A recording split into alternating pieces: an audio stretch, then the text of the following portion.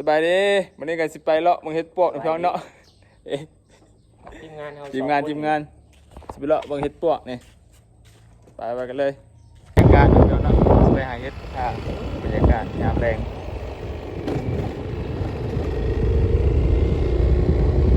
กำลังเดินทางไปบรรยากาศ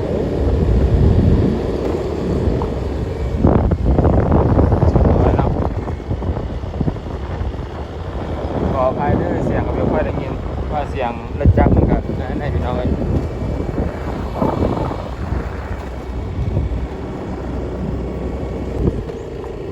ฮอตเลยพี่น้องเนาะ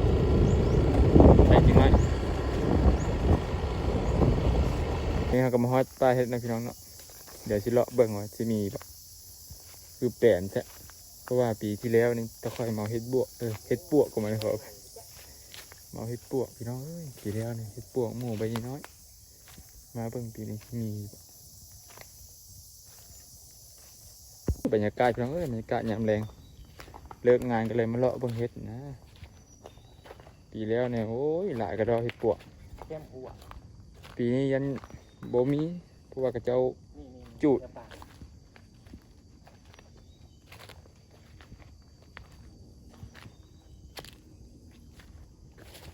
มีอยู่บ่ตัวได้แข็งแรงเนี่ยบ่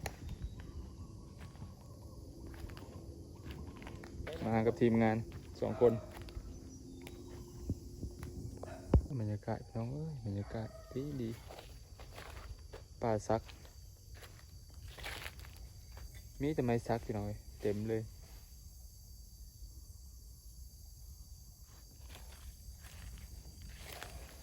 บรรยากาศโคตรดีเลย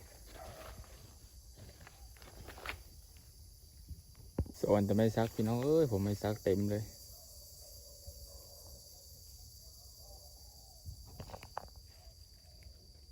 ไม้ซักงามครับ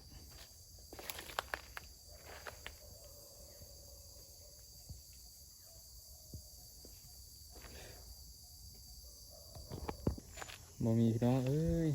ไปเดือกลับมันมาแล้วละ